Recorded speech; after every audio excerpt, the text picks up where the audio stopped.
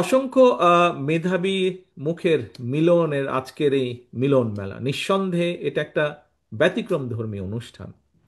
আহ, আমার বিশ্বাস আমাদের এই মেধাবী সন্তানদের মাঝেই কিন্তু লুকিয়ে আছে আমাদের ভবিষ্যৎ বাংলাদেশের নেতৃত্ব।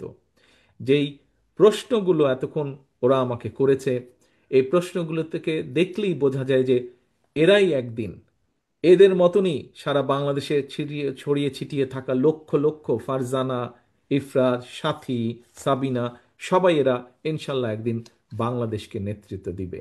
কাজেই প্রিয় বন্ধুরা, প্রিয় ছোট বন্ধুরা, তোমাদেরকে প্রাণ ঢালা অভিনন্দন, অসংখ্য শুভেচ্ছা। তোমরাই হচ্ছ আগামীর বাংলাদেশ, ভবিষ্যৎ বাংলাদেশ। স্কুল মাদ্রাসার আমার প্রিয় কিশোর তরুণ বন্ধুরা, তোমাদের মতন কিশোর তরুণ কিংবা আমরা যারা জীবনের একটা পর্যায়ে এসে পৌঁছেছি, আমাদের সবার জন্য কিন্তু একটা চরম সত্য হচ্ছে যে জীবনের যেই প্রশ্নটা আমাকে সাকিব মনে হয় করেছিল, জীবনের সফলতার জন্য কিন্তু কোনো সরি, সাকিব না, খুব সময় সাথী করেছিল, ও বোধহয় ডাক্তার হতে চায়, যে অঙ্ক ভালো লাগে না ওর। আহ, তার উত্তরে যদি আবারও বলতে হয় যে জীবনের সফলতার জন্য কিন্তু কোনো শর্টকাট কোনো পন্থা নেই। কাজেই এখন তোমাদের হাতের কাছে হয়তো নানা রকম ইলেকট্রনিক্স গ্যাজেট থাকে, বিভিন্ন জনের হাতে স্মার্টফোন, ল্যাপটপ, ট্যাবলেট। ফলে প্রয়োজনীয় বা অপ্রয়োজনীয় নানা কিছু অনেক সময় দেখতে দেখতে সময় অপচয় হয়ে যায়। এবং এসব কারণে কিন্তু খেয়াল করেছি আমরা অনেকেই যে অনেকের পড়াশোনার মনোযোগও নষ্ট হয়ে যায়। এবং এই অবস্থায় কিন্তু সোশ্যাল মিডিয়ার নানা রকম প্রলোভন উপেক্ষা করে বিভিন্ন পর্যায়ে এই মেধা প্রতিযোগিতায় যারা অংশ নিয়েছে, আমি বিশ্বাস করি, আমি দৃঢ়ভাবে বিশ্বাস করি তোমরা সবাই মেধাবী যারা যারা অংশগ্রহণ করেছিলেন। কোনো কারণে এই প্রতিযোগিতায় যাদের অংশগ্রহণ করা হয়ে ওঠে নাই, আমি মনে করি তাদের মধ্যেও অনেক মেধাবী রয়েছে। কারণ প্রত্যেকটা মানুষের মধ্যেই কিন্তু কম বেশি সুপ্ত প্রতিভা লুকিয়ে থাকে। এবং আমাদের আগামী দিনের লক্ষ্যটাই হবে যে যে কেরাত প্রতিযোগিতায় ভালো তাকে বের করে নিয়ে আসা, যে হাদিসে ভালো তাকে বের করে নিয়ে আসা, যে অঙ্কে ভালো তাকে বের করে নিয়ে আসা, যে খেলায় ভালো তাকে বের করে নিয়ে আসা, এরকম সব প্রতিভাগুলোকে ধীরে ধীরে বের করে নিয়ে আসা এবং সুপ্ত প্রতিভা বিকাশের পথকে উন্মুক্ত করে দেওয়া। খন্দকার শামসুল আলম ফাউন্ডেশন স্বাধীনভাবে এই এলাকার ৮০, আমি যতটুকু শুনেছি ৮০টিরও বেশি স্কুল মাদ্রাসায় এক ঝাঁক মেধাবী ছাত্রছাত্রীকে পুরস্কৃত করে, আমি মনে করি একটি গুরুত্বপূর্ণ বিশাল সামাজিক দায়িত্ব শুধু পালনই করেননি, একটি গুরুত্বপূর্ণ দায়িত্ব অব্যাহত রেখেছেন।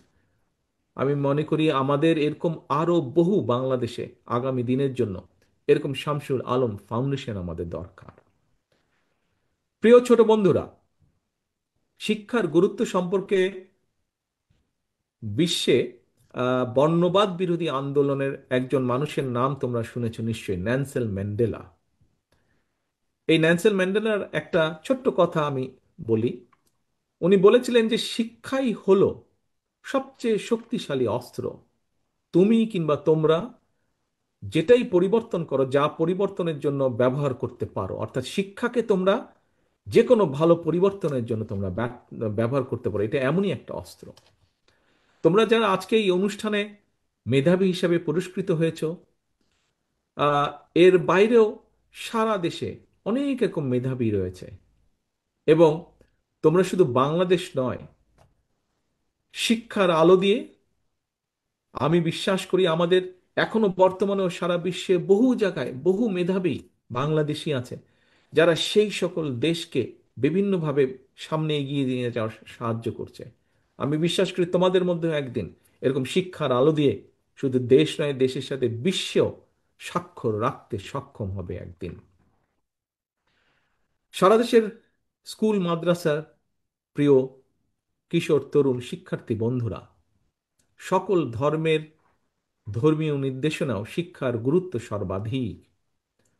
আমরা যদি আমাদের পবিত্র কোরআনের একটি আয়াত দেখি, প্রথম আয়াতটি হচ্ছে ইকরা বিস্মি রাব্বিকাল্লাজি খালাক, পড়ো তোমার প্রভুর নামে।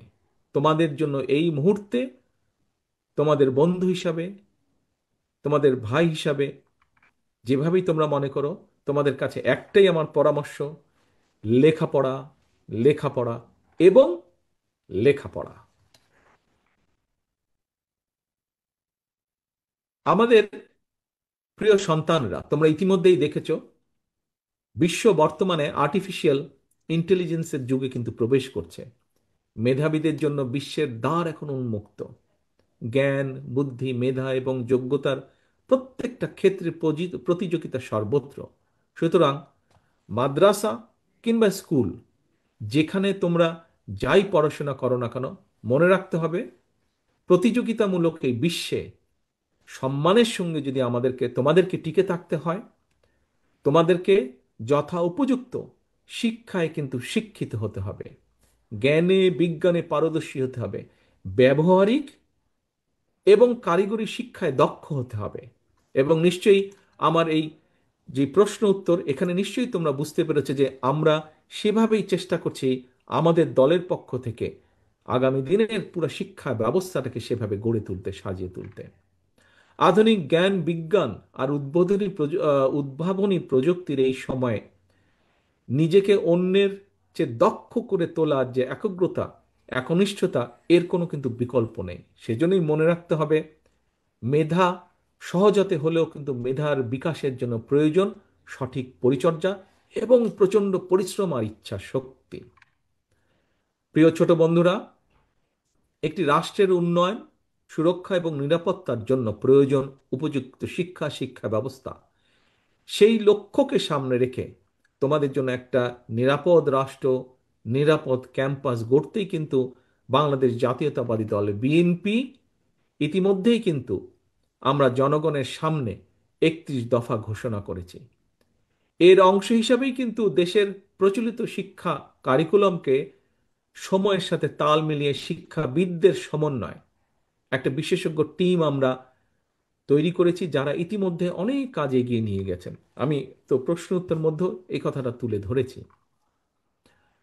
সম্মানিত সকল উপস্থিতিবৃন্দ, প্রিয় স্কুল মাদ্রাসার বন্ধুরা, সকলকে সামনে রেখে এতক্ষণ আমি সারা দেশের স্কুল মাদ্রাসার লাখো কিশোর তরুণ শিক্ষার্থী বন্ধুদের উদ্দেশ্যে বেশ কিছু কথা বলেছি।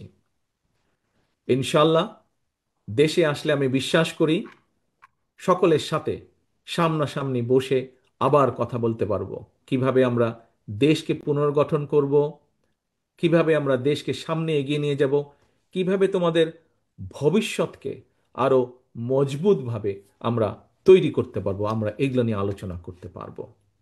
সবশেষে এমন একটা সুন্দর আয়োজনের জন্য আমি শামসুল আলম ফাউন্ডেশন সহ সকল আয়োজক বৃন্দদেরকে আন্তরিকভাবে ধন্যবাদ জানাই।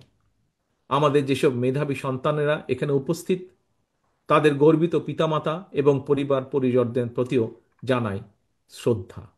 সবশেষে প্রতিটি শিশুর, কিশোর, তরুণ তরুণীর নিরাপদ, সুন্দর এবং সমৃদ্ধ ভবিষ্যৎ কামনা করে আমার আজকের বক্তব্য শেষ করছি। আল্লাহ হাফেজ।